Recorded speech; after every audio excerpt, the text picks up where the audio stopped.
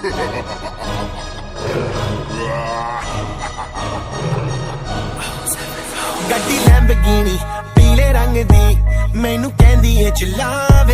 everyone. First of all, I will introduce myself. My name is Rodenhar J from section CRIM 1B. For today's video, I will demonstrate the proper salutation and greeting, the stances, footwork, and the 6 basic strikes, attacking, and the 6 blocking. And let's start.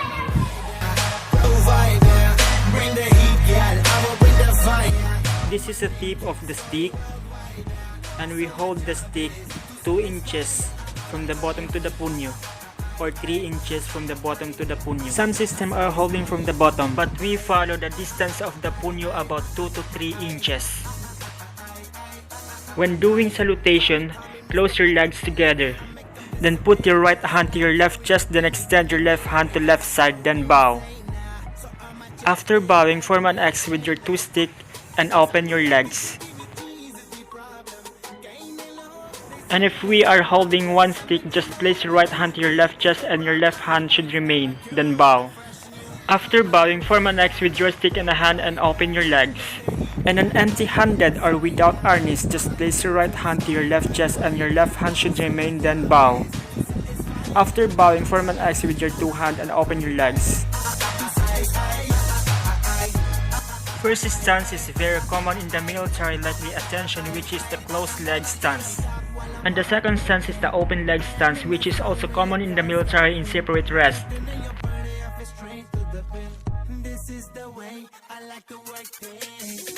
Third stance is the front stance.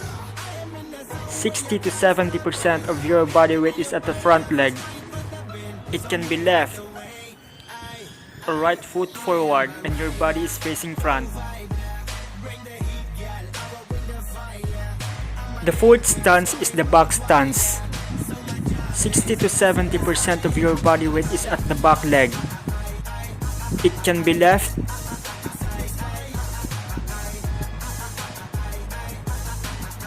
or right foot forward.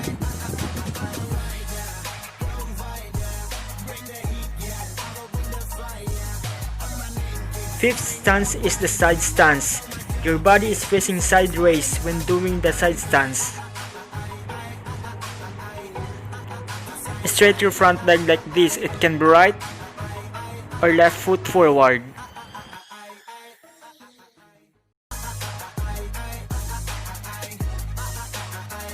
Sixth stance is the cat stance. Form your legs like this with heel up.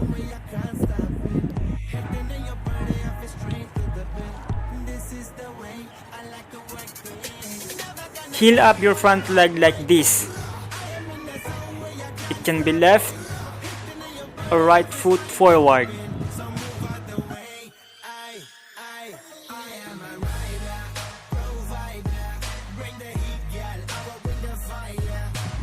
The seventh stance is the struggle stance, which is known as horse stance. It is quite similar to the second stance, but the second stance is same length with your shoulder.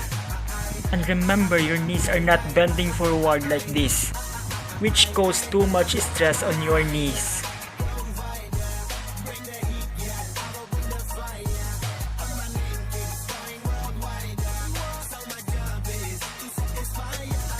And the last stance is what we call oblique stance. The angle of the front leg should be away from the midline, about 45 degrees angle.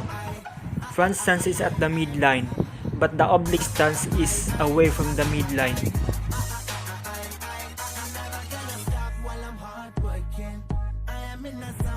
It can be left or right foot forward.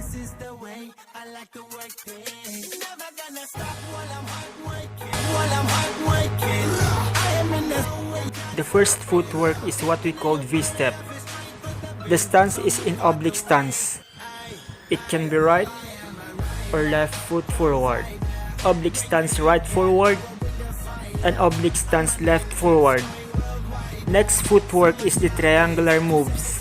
Just move like this. 1, 2, 3. Again. 1, 2, 3. The next is the circular or the counterclockwise. Only your back leg is moving around, facing north, south, east, and west. And the last footwork, just move forward and backward.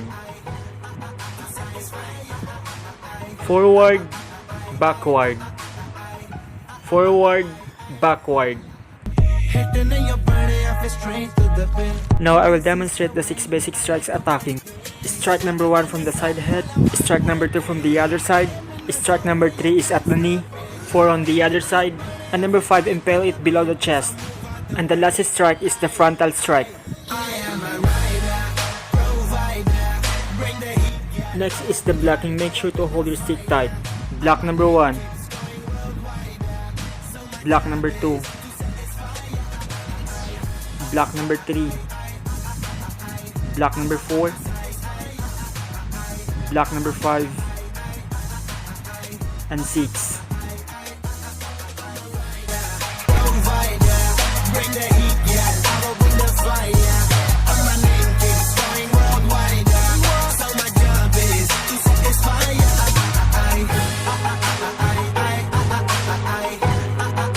It's fine.